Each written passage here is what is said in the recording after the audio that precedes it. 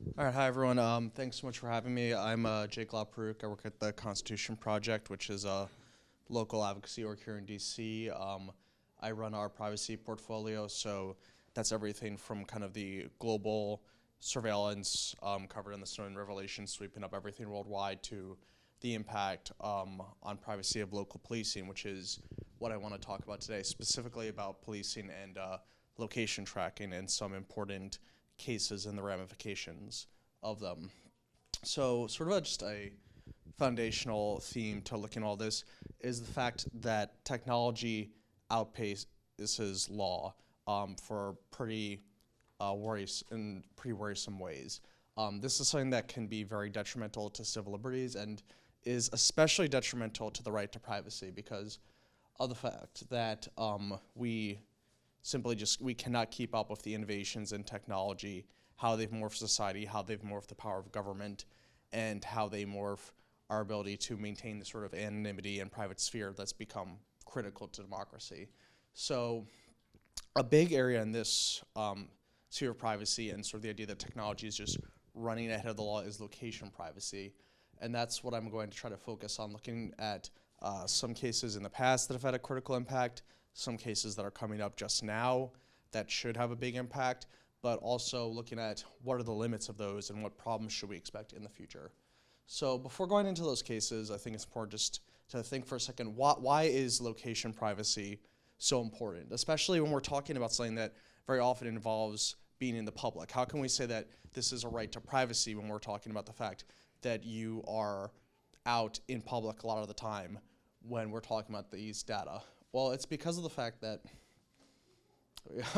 location, it can reveal incredibly sensitive information about us, whether we are in a private establishment or a public place. Just logging and tracking individuals' activities can reveal to anyone, and most troublingly, the government, a lot about them. It can be used to log political activities, your religious identity, your health and medical treatment, meeting with lawyers, union representatives, other types of individuals in that sphere, also your social, sexual, and familial relationships. And because of the way technology has evolved with location tracking, it's now much easier and cheaper to do this in the past and to catalog, log, categorize, and use this information. So a little data on just how exactly that's played out compared to the past. In the past, a covert foot pursuit, one way that up until the last decade or so, law enforcement would have wanted to engage in location tracking, would cost roughly $250 an hour to follow someone by foot and do so in a way that they're not aware of. If you want to do this by car, that's about $275 per hour. Now let's look at what the modern costs are. If you want to engage in GPS tracking, so you attach a device to a car and monitor the car with a GPS device, that's 36 cents an hour. And cell phone tracking, also called cell site tracking, can be as cheap as 4 cents an hour. So we're talking about magnitudes of tens of thousands in terms of the costs being reduced. And that means we're talking about magnitudes of tens of thousands in terms of the scale that you can increase this level of surveillance by. And then compound this fact that we're just massively increasing the scale of potential surveillance with the fact that you can now, with computers, store this data very easily, categorize it, quantify it, query it, cross-examine it, and log it. You have the potential for the government to really stockpile our types of social, political activities, religious activities, associations in a way that's really troubling if it's not limited.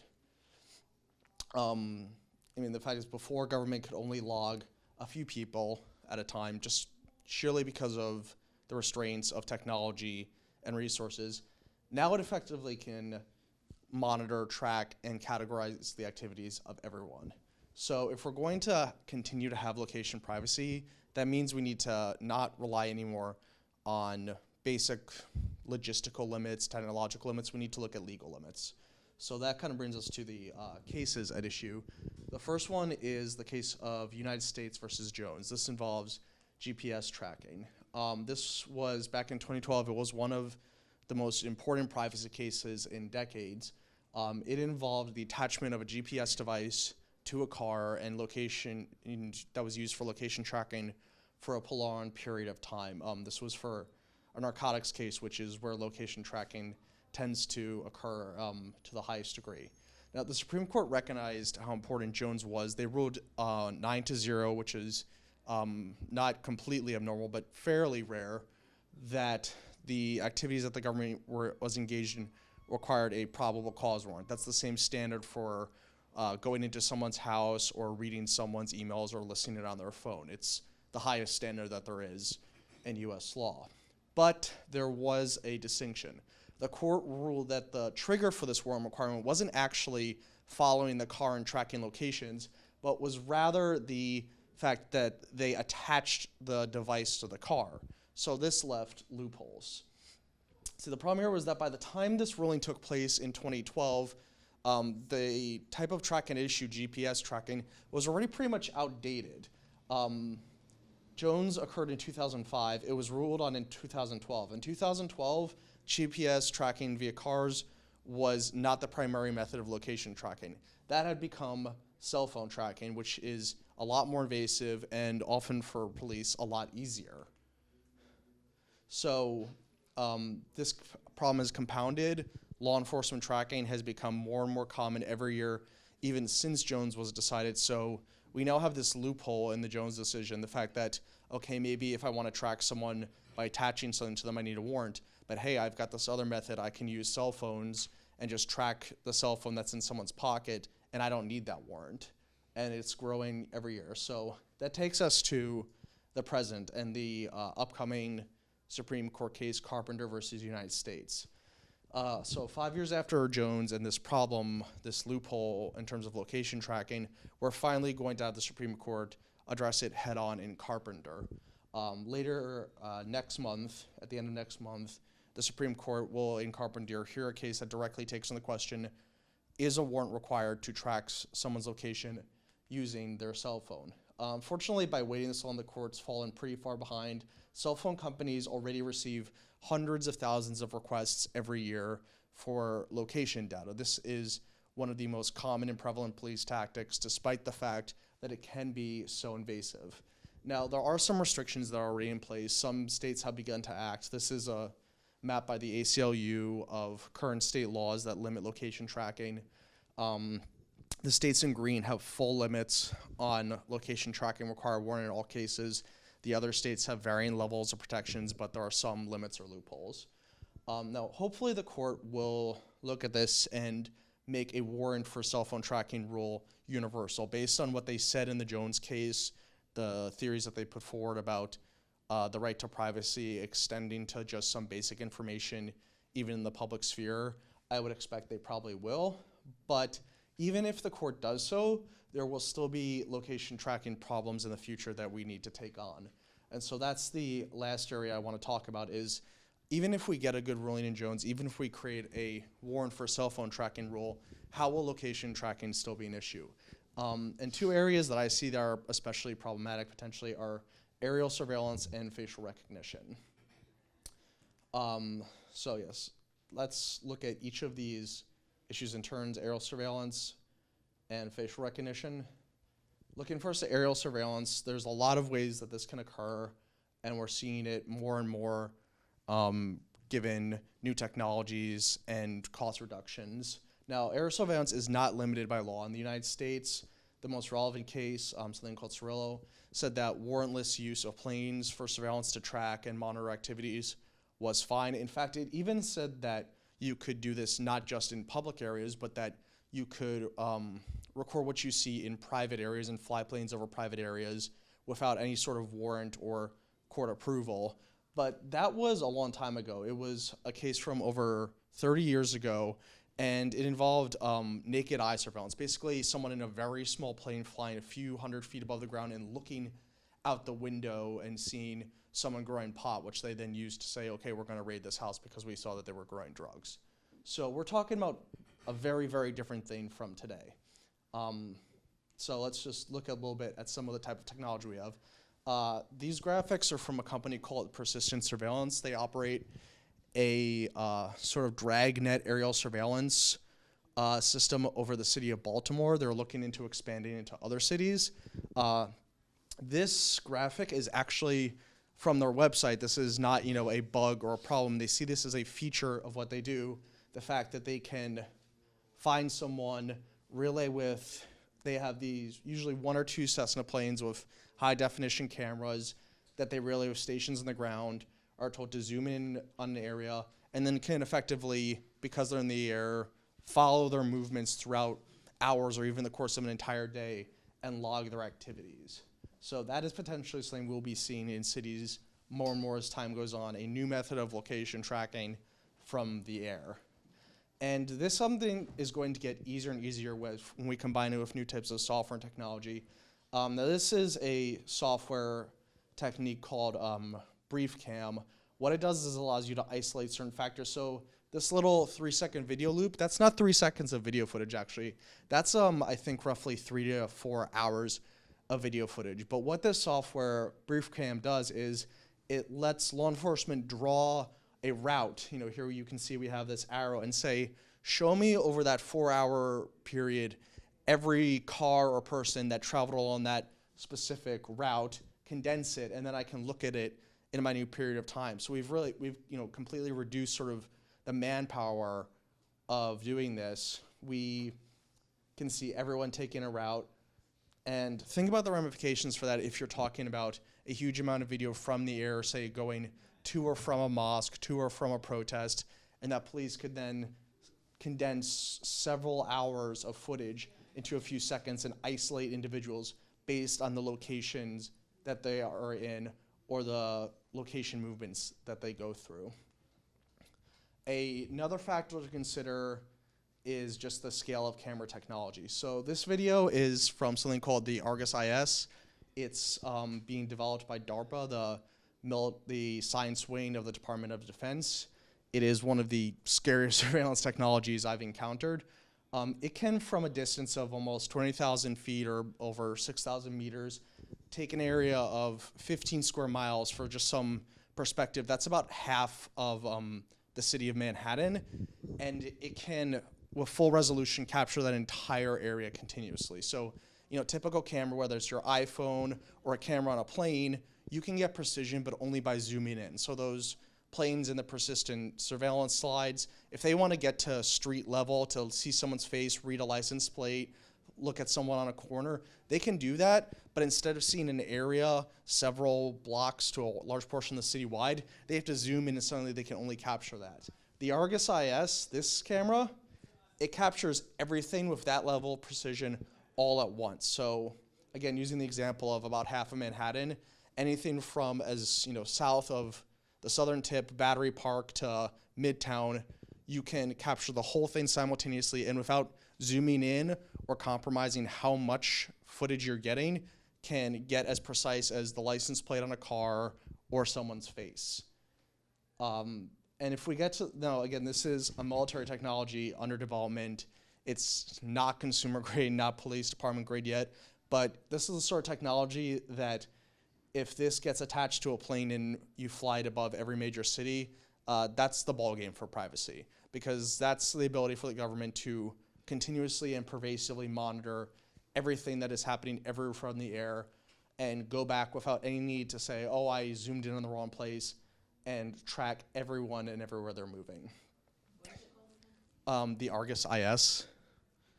Yeah. What about the use of drones? Yes, that's exactly what I was going to get to is, I think that drones, one factor we really need to consider for them is how they're going to impact the need for manpower. Now, theoretically, typically in the past, one plane requires one pilot. So whether you're flying a drone over a city or you have something like the persistent surveillance Cessna planes, typically one pilot, one aircraft. Now, drones, smaller, a little less conspicuous, so maybe that's a bit of a factor, but typically your scale of surveillance is going to be the same either way. What I think is a factor to keep in mind for drones is that we're now, both in terms of government, military, and private companies, are developing drones with these swarm abilities. And the idea being that in the future, one pilot, instead of sitting in a control room and controlling one drone, will be able to control many, many drones. So in the future, potentially for aerial surveillance, we could have one or two individuals using drones that fly around an entire city, the entire surrounding suburbs, and tracking people's movements in that sphere. So that's why I think drones actually are going to be very significant in this sphere too, is that they could just further follow this trend of technology is reducing costs, reducing resource needs, reducing manpower, and by doing that, allowing the government to gather a lot more data about our location and our movements. So that's aerial surveillance, but I think probably the biggest future threat is facial recognition. This is just a short graphic of how exactly facial recognition can work in location tracking and IDing people with police body cameras, which I'll talk more about in a second. So although it's still developing, facial recognition is already a very significant threat to privacy. In the United States, 1 in 2 American adults are in a facial recognition network run by the government, and 1 in 4 police departments can run facial recognition searches. Other countries are way, way further down the line. The UK has deployed facial recognition. I believe Dubai has more rapid facial recognition. And Russia, I just saw in the news a couple days ago, recently deployed 6,000 facial recognition CCTVs in Moscow. Countries like China use facial recognition for things like seeing if people are stealing things out of public restrooms. They will log their face and have it put up in sometimes less of like an arrest thing, but a shame measure that gets publicized. So this is something that is spreading across the world and becoming a very problematic area for surveillance and privacy. And this really comes into play with location tracking when you talk about real-time facial recognition technology. A camera records someone's face, pings it, and automatically tells you where they are, as opposed to going back on past video. And that's significant because it allows people to track effectively as many people as they want in an automated manner. Just provide the list of faces you want, input them into a camera, press the button, and it tells you where they are, where they're going every time you hit a match. The only real limiting factor on that is the cameras and how much cameras are available there to capture faces, but this is something we're seeing increase more and more. 2 ways that this is going to become especially problematic. One is government-run CCTV. So this is a map of Chicago. Chicago has a very extensive police CCTV camera program. They call it their blue light program. As you can see, this is basically a blanketing of the city with CCTV cameras. Now, they're not currently incorporated with facial recognition technology, but if you do that, you have a system that anytime anyone walks past one of these cameras, the government potentially could get a ping, ID their location, and use that to track their movements. And that's going to become even more of an issue when we talk about police body cameras. Now, police body cameras in the US do not have facial recognition capacities yet. A few areas, there's one Australian vendor that already has this. I think some body cameras in the UK have this, but it's coming to the United States. Axon, which is the largest developer of body cameras, has said they want to incorporate this technology in the next couple years. And if you do that, you are going to have a very pervasive ability to ID anyone in a populated area over time. So going back to this map of Chicago, again, we have a near blanket map of cameras already in the city just based on CCTVs. If instead of looking at how many CCTVs there are in an area, we look at how many police officers wearing body cameras, would be either with cameras that could capture images, ID faces, and use that to log and track movements and location, it would be 5 times as dense.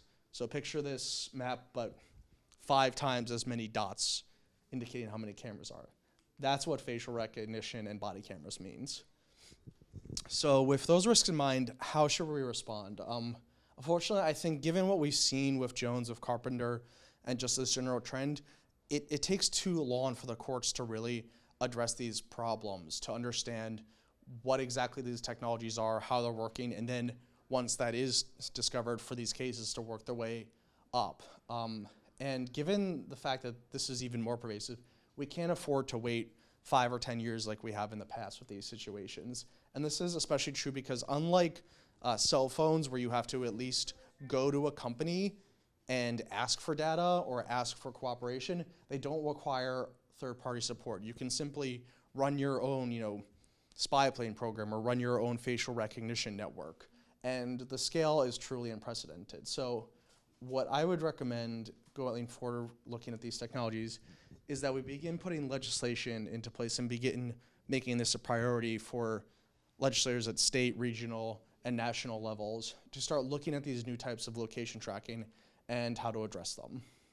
Because I think in the end, we have to think about this and the fact that sensitive information is sensitive no matter what tools you use to scoop it up. So I always like to try to leave time for questions, and when I'm talking about something ominous like this, a cartoon, so here's the fun cartoon, and I would be happy to take any questions you have. Thank you, sir. I just feel with all of this technology, the rate of crime is still very high. So why, I mean, what are the functions and the use of all these tracking devices, and yet crimes are committed, offenders are not captured? Look at what happened at Las Vegas. I mean, why? Yeah, so just for the mic, to make sure it's clear, the question was kind of, isn't there still basically a significant rate of crime in spite of these technologies? I think a couple of things. First of all, we have seen a substantial decline in crime over the last 20 years. I mean, there's so many factors to take into that I can't say to what degree technological advances have accounted for that, but I would bet that there's certainly an impact. Second, I think, you have to think about what crimes are being affected by these. I think I mentioned before, the vast majority of location tracking, and whether we've seen this with GPS tracking or cell phone tracking, and especially stingrays, I didn't talk about that because that's really sort of a subcomponent of cell phone tracking. We found that the vast majority of those activities are focused on narcotics operations. So again, I think, whether we talk about crimes like you mentioned Las Vegas and how this might relate to something like mass shootings or something like that, these technologies tend to be a lot more responsive instead of preventing crimes, but more towards sort of responding to crimes, responding to investigations. Now, something like the persistent surveillance program I talked about, that aerial program, they brag that it can have more of an immediate effect. Their basic model for this is you get a report of a crime on the ground, you don't have an officer on the scene, but the plane can zoom in to whatever street it's happening on in that moment and then follow the person until you can apprehend them. So there are some potential benefits on that. I think there could be standards that could work out for that. I mean, say if you have someone involved in an active shooting, that would fall under emergency exception rules that are in place for most types of location tracking or searches that require warrants. So maybe you could work in some rule like that without having the potential to monitor everyone. Because I think, again, the biggest concern for these is not necessarily going after criminals at the higher or low level, is that if we don't put restrictions on them, you can be going after activists. You can be going after individuals who have not committed crimes or are put in the suspect level at such a low level, ostensibly for a connection to a crime or investigation, but really because you're focusing on a religious minority or you're focusing on a group of activists. And that's the sort of thing that warrant requirements, court oversights can really put a check on. Probably related to the last point you mentioned, I strongly believe there's a very serious expansion of spying, and of course with camera or with anything possible, even wrong. I just wonder, this is unlawful act, supposedly. Is there any data collection to do this type of things? And if we can examine whether the police department or state attorney's department, whether they keep some kind of log, the people complain about it. So basically, your question is there some sort of log about kind of... Something of spying or with all those technology, way back from decades ago, and now we have drone, we have everything. There should be something that, and I think people complain about it, but the law, whether the judicial system or free branches, they don't allow people to look at it or request about it. Yeah, so I think that kind of hits on one of the big problems with these issues, and a reason why I think the courts have not been the ideal way to address them is that a lot of these surveillance activities don't occur in the public eye. So a couple examples of that. Again, sort of Stingrays, this is one, these are devices that are used for cell phone tracking, so they fall in that sort of category of Carpenter. Stingrays might be authorized in a different way after Carpenter. The government was using Stingrays for years to engage in cell phone tracking before there was little to any notice to the public because the government kept it secret. And that inhibited for years legal challenges or measures that would respond to Stingrays. Persistent surveillance, that aerial program above Baltimore, the public did not know about that until months after it had started operating. The mayor of Baltimore did not know that this program that was putting spy planes above her city was operating when it went into effect. She was told, I think, a couple months into it. And that just, again, is a sort of recurring problem with surveillance issues, is that they're often done surreptitiously in a way that the public and even sometimes lawmakers aren't aware of. So that's I think one of the recurring problems with this, and why I think we need to start thinking about things like facial recognition area surveillance, where, oh, maybe this isn't a mass tracking tool yet, but is the potential there? Yes. Are there items to stop it if this starts to secretly roll into place? No. Are there any good examples of kind of forward-looking legislation that has tried to get ahead of these issues in an attempt to kind of restrict police from? Yeah, so there are a few. On the aerial surveillance front, there are several states that over the last decade have either restricted or entirely banned government use of drones. I thought that was a really good way to deal with aerial surveillance until the report came out about this persistent surveillance program, and was sort of a shocker to everyone. Like, oh wait, even if we don't use drones, we can still just use traditional planes with a person in them that are just as good for spying. So I think we need to start rethinking about aerial surveillance, and unfortunately there aren't really many proposals out there right now on the legislative level. On facial recognition, there have been a few states that have introduced rules that require a warrant for the use of facial recognition that would probably cut out the ability for that to be a location tracking tool on a mass scale, so that could be a good path forward there. Some members of Congress have discussed doing that at the federal level. There was a hearing earlier this year on facial recognition where all the members were very angry to hear about the degree that the FBI is already using this, and a few of them said we want to introduce legislation to this effect, but it hasn't come out yet. So yeah, on the facial recognition front, there have been proposals put out. They haven't made too much progress. On the aerial surveillance front, we're sort of halfway there in that there have been some restrictions on drones, but I don't think there's been a good solution yet to say, well, how do we put a reasonable limit on these types of spy planes that are carpeting cities, and especially once they start to get things like an Argus IS level camera that will allow them to, with precision, record the entire city at once, without at the same time saying that police would need to, get a warrant anytime they want to have a police chopper in the air, which I think probably is not necessary.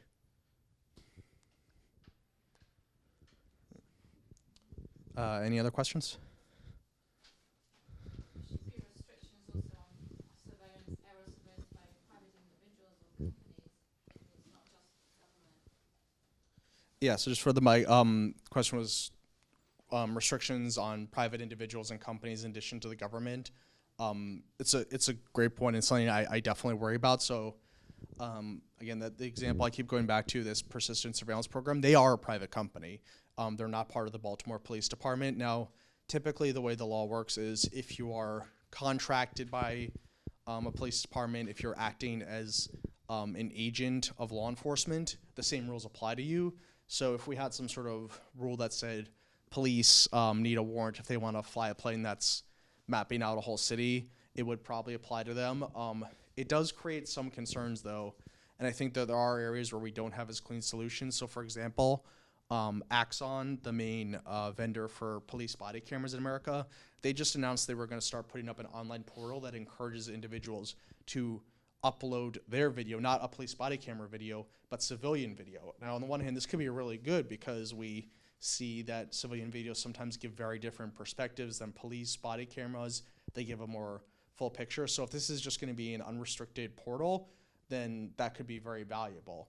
If this is in some way going to just start being data mined for picking up individuals' activities combined with facial recognition in some way, that could be very problematic. And because that's a voluntary action, just acts on saying, hey, we're not contracting you, we're not paying you, but just if you want to upload your videos, this is basically, law enforcement focused YouTube. I think the law would be very much murkier on whether or not that those restrictions would apply across the board, and that could create some serious issues in the future. Any other questions? All right, well, thank you so much.